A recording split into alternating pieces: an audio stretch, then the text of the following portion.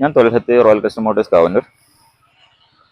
അപ്പം ഞാൻ കുറച്ച് മുന്നേ ഒരു 2 ദിവസം മുന്നേ ഒരു വീഡിയോ എടുത്തിരുന്നല്ലോ തണ്ടർബേർഡ് എക്സിനെ കുറിച്ച്. അപ്പോൾ അതിൽ കമൻറ്റ് കണ്ടു ഇതിൻ്റെ ഒരു മൈനസ് അതിൻ്റെ പ്ലസ് പോയിന്റ് പറഞ്ഞിട്ടില്ല എന്നുള്ളത്.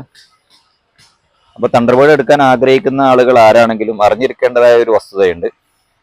തണ്ടർബേർഡ് എന്ന് പറഞ്ഞാൽ വളരെ എക്സ്പെൻസീവ് ആയിട്ടുള്ള ഒരു വണ്ടിയാണ്. എക്സ്പെൻസീവ് എന്ന് പറഞ്ഞാൽ മെയിൻ്റനൻസിൽ എക്സ്പെൻസീവ് ആയിട്ടുള്ള വണ്ടി എന്ന് പറഞ്ഞാൽ ആക്സിഡൻറ്റിൽ എക്സ്പെൻസീവ് ആണ്. ആക്സിഡൻറ്റ് പറ്റിക്കഴിഞ്ഞാൽ ഇത് വണ്ടി ഒന്ന് ശരിയാക്കി എടുക്കുക എന്ന് പറഞ്ഞാൽ കുറച്ച് പൈസ മുടക്കുള്ള ഒരു സംഗതി തന്നെയാണ്. ബാക്കിയുള്ള വണ്ടി ഏത് UC കാറ്റഗറിയിൽ വരുന്ന ഏതൊരു വണ്ടിയെ അപേക്ഷിച്ച് ഏതൊരു വണ്ടിയാണേലും കുറച്ച് എക്സ്പെൻസീവ് ആണ്. പിന്നെ തണ്ടർബേർഡ് എന്ന് പറഞ്ഞത് എക്സ് എന്നുള്ളത് അതിന് മെയിൻ പറയാനുള്ള കാരണം ഇത് ഹെഡ്ലൈറ്റ് പൊട്ടിക്കഴിഞ്ഞാൽ 6000 രൂപ വരുന്നുണ്ട്. 6000 ആണ് ഹെഡ്ലൈറ്റിന് വരുന്നത്. അപ്പോൾ ഹെഡ്ലൈറ്റ് പൊട്ടിയാൽ അതിൻ്റെ ബാക്കിൽ കവർ പൊട്ടിയാലൊക്കെ അസംബ്ലി മാത്രമേ കിട്ടുള്ളൂ, സെപ്പറേറ്റ് ആയിട്ട് ഒരു സാധനം അതിന് കിട്ടില്ല. പിന്നെ മീറ്റർ അസംബ്ലിക്കാണ് 7800 രൂപ വില വരുന്നുണ്ട്. അപ്പോൾ ഫ്രണ്ട് ഇടിച്ച് കഴിഞ്ഞാൽ പിന്നെ ഒരു ട്യൂബിന്, ഒരു ഫോർക്കിൻ്റെ ഒരു ട്യൂബിനാണെങ്കിൽ 3000 രൂപ വരും. അപ്പോൾ ഏകദേശം നിങ്ങൾ റേഞ്ച് മനസ്സിലായിരിക്കുന്നു. ഒരു ഫോർക്ക് ട്യൂബിന് 3000 രൂപ, 6000 രൂപ ഹെഡ്ലൈറ്റിന്, മീറ്ററിന് 7800 രൂപ വില വരുന്നുണ്ട്. പിന്നെ അതേമാതിരി ബാക്കിലെ ടെയിൽ ലൈറ്റ്, ബ്രേക്ക് ലൈറ്റ് 1950 രൂപയാണ് വില വരുന്നത്. അപ്പോൾ ഈ ഒരു കാറ്റഗറിയിൽ വണ്ടി പുറകിൽ വന്ന് ഇടിച്ചാലും ബാക്കിൽ വന്ന് ഇടിച്ചാലും ഫ്രണ്ടിൽ വന്ന് ഇടിച്ചു കഴിഞ്ഞാലും കുറച്ച് എക്സ്പെൻസീവ് ആയിട്ട്, ആക്സിഡൻറ്റ് പറ്റി കഴിഞ്ഞാൽ കുറച്ച് എക്സ്പെൻസീവ് ആയിട്ടുള്ള വണ്ടിയാണ് തണ്ടർബേർഡ്. അപ്പോൾ അതിൻ്റെ ഒരു മൈനസ് ആയിട്ട് ഞാൻ പറയാം, വണ്ടി എടുക്കാൻ ആഗ്രഹിക്കുന്ന ആളുകൾ തണ്ടർബേർഡ് എടുക്കുന്ന സമയത്ത് ഇതിൻ്റെ മീറ്റർ കംപ്ലൈൻ്റ് ആണെങ്കിൽ 7800 രൂപ ആവും എന്നുള്ള മനസ്സിലാക്കുക. പിന്നെ ഹെഡ്ലൈറ്റിന് പൊട്ടോ കാര്യങ്ങളോ എന്തോ ഉണ്ടെങ്കിൽ ഒരു 6000 രൂപ, 6050 രൂപയാണ് കറക്റ്റ് റേറ്റ്. 6000 രൂപ വില വരുന്നത് അത് മനസ്സിലാക്കുക. പിന്നെ ഫോർക്കിൻ്റെ ട്യൂബിനാണെങ്കിൽ സ്ക്രാച്ചോ മറ്റോ കാര്യങ്ങളോ വല്ലതും ഉണ്ടെങ്കിൽ, ഓയിൽ ലീക്കോ അല്ലെങ്കിൽ സ്ക്രാച്ചോ ഉണ്ടെങ്കിൽ 3000 രൂപ ഒരു ട്യൂബിന്, 2 ട്യൂബിന് 6000 രൂപ വില വരും. അപ്പോൾ ഇത്രയും ചിലവുള്ള, ഇത്രയും UC വണ്ടിയിൽ ഇത്രയും വില പിടിപ്പുള്ള ഒരു സാധനം ഒരു വണ്ടിയിലും ഇല്ല എന്നുള്ളത് മനസ്സിലാക്കി. UC കാറ്റഗറിയിൽ വന്ന് ഇത്രയ്ക്ക് എക്സ്പെൻസീവ് ആയിട്ട് പാർട്സ് ഉള്ള ഒരു വണ്ടി വേറെ ഇല്ല. അപ്പം സാധാരണ ക്ലാസിക്കിനാണ് ഹെഡ്ലൈറ്റിന് 240 രൂപ മാത്രമേ വില വരുന്നുള്ളൂ. അതിൻ്റെ സ്ഥാനത്ത് അങ്ങനെ 6000 രൂപ വില വരുന്നു. പിന്നെ ഫോർക്ക് ട്യൂബിന് 1000 സംതിങ് മാത്രമേ വില വരുന്നുള്ളൂ. അതിൻ്റെ സ്ഥാനത്ത് 3000 രൂപ വില വരുന്നു.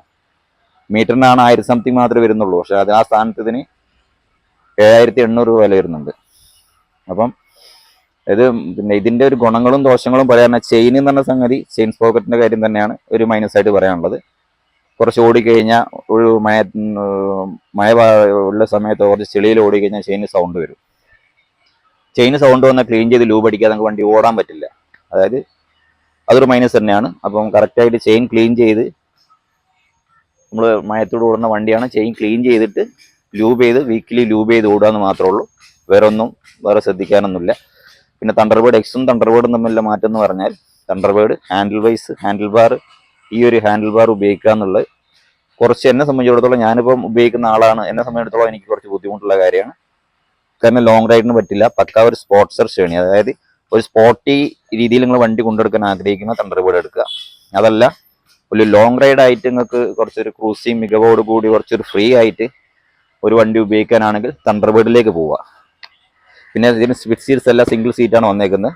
അപ്പോൾ പഴയ വണ്ടിക്ക് ഇതിന് ഡബിൾ സ്പ്ലിറ്റ് ആയിരുന്നു, ബാക്കിൽ ഡബിൾ സീറ്റ് ആയിരുന്നു. അപ്പോൾ നമുക്ക് വലിയ എന്തെങ്കിലും ലഗേജോ കാര്യങ്ങളോ ഒന്ന് കൊണ്ടുപോകണമെങ്കിൽ നമുക്ക് ബാക്കിൽ സീറ്റ് അഴിച്ചു വെച്ചാൽ അവിടെ ലഗേജ് കീറിയായിട്ട് ഉപയോഗിക്കാനുള്ള ഒരു ഓപ്ഷൻ ഉണ്ടായിരുന്നു അതിൽ. പിന്നെ ബാക്കിലെ സീറ്റ് റെസ്റ്റ് ആണെങ്കിലും കുറച്ചും കൂടെ സേഫ്റ്റി ആയിരുന്നു. അതില്ല. ഇതിൽ ഗ്രാബ് റെയിൽ മാത്രമേ ഉള്ളൂ എന്നുള്ളതാണ് തണ്ടർബേർഡ് എക്സുമായിട്ട് എനിക്ക് മൈനസ് ആയിട്ട് പറയാനുള്ളത്.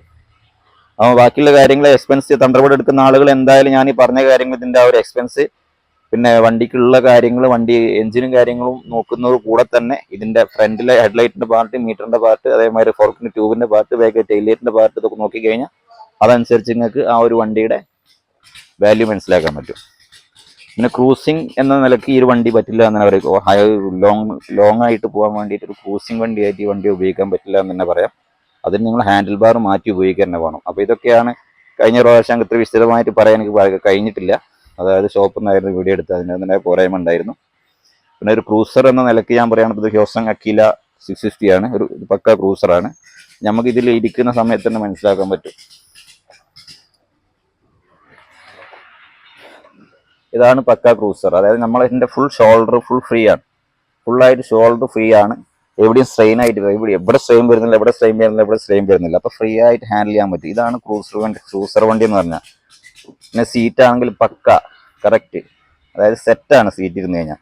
അപ്പോൾ ഒരു ക്രൂസർ വണ്ടിക്ക് ഉണ്ടാകുന്ന മികവ് എന്ന് പറഞ്ഞാൽ ഇതാണ്. പക്ഷേ ആ ഒരു ഷോർട്ട് ഹാൻഡിൽ വെച്ചിട്ട് നമുക്ക് ഒരിക്കലും ഒരു ക്രൂസ് ചെയ്യാൻ പറ്റില്ല. അത് ഞാൻ കാണിച്ചു തരാം.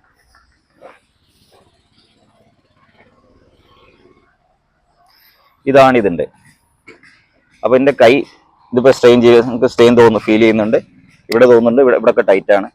അപ്പോൾ ഈ ഒരു രീതിയിൽ നമുക്ക് തണ്ടർബേർഡ് എന്ന വണ്ടിയെ ഒരു എന്താ പറയുക ഒരു സ്പോർട്ടി രീതിയിൽ ഇപ്പോൾ R15 കൊണ്ടുനടക്കുന്ന മാതിരി തന്നെ സ്പോർട്ടി രീതിയിൽ കൊണ്ടുനടക്കാൻ ആഗ്രഹിക്കുന്ന ആളുകളാണ് ഈ തണ്ടർബേർഡ് എക്സ് ഉപയോഗിക്കുക. തണ്ടർബേർഡ് എക്സിനെ കുറിച്ച് എനിക്ക് വളരെ എന്താ പറയുക ഒരു ക്രൂസിങ് വണ്ടി എന്ന നിലയ്ക്ക് വളരെ നെഗറ്റീവായിട്ട് തന്നെ പറയാനുള്ള, ഒരിക്കലും ഇത് ക്രൂസ് ചെയ്യാൻ പറ്റാത്ത വണ്ടിയാണ്. ഇതിനേക്കാളൊക്കെ നല്ല ക്ലാസിക്കോ സ്റ്റാൻഡേർഡോ അതെല്ലാം എടുക്കുകയാണ്. ഇനി അഥവാ തണ്ടർബേർഡിനെ പറ്റ കുറ്റം പറയുന്നത് ആകെ ഒരു മൈനസ് ഈ ഹാൻഡിൽ ബാർ മാത്രമേ ഉള്ളൂ കേട്ടോ, അത് മനസ്സിലാക്കുക. ഹാൻഡിൽ ബാർ മാത്രമേ ഉള്ളൂ. പഴയ തണ്ടർബേർഡിന് അലോയ് വീൽസ് ഇല്ല, അപ്പോൾ ഇതിന് അലോയ് വീൽസ് കൊടുത്തിട്ടുണ്ട്. പിന്നെ ബാക്കി ലുക്ക് വൈസ് കുറച്ചുകൂടി ഭംഗിയുള്ള വണ്ടിയാണ്. പിന്നെ ടാങ്കിനൊക്കെ സെപ്പറേറ്റ് കളറായിട്ട് വന്നുള്ള തണ്ടർബേർഡ് തന്നെയാണ്. അപ്പം തണ്ടർബേർഡ് ഉള്ളവർ ഹാൻഡിൽ ബാർ പഴയലേക്ക് മാറ്റിയിട്ട് ക്രൂസ് ചെയ്യാൻ ഉപയോഗിക്കാം. അതേമാതിരി പില്യൺ റൈഡേഴ്സിനെ കൊണ്ട് യാത്ര ചെയ്യുന്ന ആളുകളാണെങ്കിൽ തണ്ടർബേർഡ് പഴയ മോഡലിൻ്റെ സീട്രസ് വാങ്ങി വെക്കുക. 2000 രൂപ വില വരുന്നുണ്ട് അതിന്. അത് നല്ല സപ്പോർട്ടീവാണ്. അത് വാങ്ങി വെച്ച് കഴിഞ്ഞാൽ നിങ്ങളൊരു പ്രശ്നം തീരുന്നതാണ്. പക്ഷേ പക്ക സ്റ്റോക്ക് കണ്ടീഷനിൽ തണ്ടർബേർഡ് എക്സ് നമുക്ക് ക്രൂസ് ചെയ്യാൻ പറ്റില്ല. അതാണ് എനിക്ക് പറയാനുള്ളത്. പിന്നെ തണ്ടർബേർഡ് ഇതിപ്പോൾ യൂസ്ഡ് മാർക്കറ്റിൽ കിട്ടാവുന്ന ഏറ്റവും കുറഞ്ഞ ഒരു റേഞ്ചിൽ കിട്ടാവുന്ന ഒരു വണ്ടിയാണ് തണ്ടർബേർഡ് എക്സ് എന്നൊക്കെ ഉള്ളത്. പിന്നെ ഇതിന്റെ നെക്സ്റ്റ് റേഞ്ചിലേക്ക് വരുമ്പോൾ നമ്മൾ പോകുന്നത് മെറ്റിയോറിലേക്കാണ്. അപ്പോൾ ഇതിന്റെ നെക്സ്റ്റ് റേഞ്ച് വണ്ടി തണ്ടർബേർഡ് തന്നെയാണ്, അത് പേര് മാറ്റി എന്നുള്ള കഴിഞ്ഞ വീഡിയോയിൽ പറഞ്ഞിട്ടുണ്ട്. എക്സ് പിന്നെ മെറ്റിയോറാണ്. അത് ഇപ്പോൾ ഹ്യോസങ്ങിന്റെ ഒക്കെ മാതിരിയാണ്, ഫോർവേഡ് കൺട്രോളാണ് കൊടുത്തേക്കുന്നത്.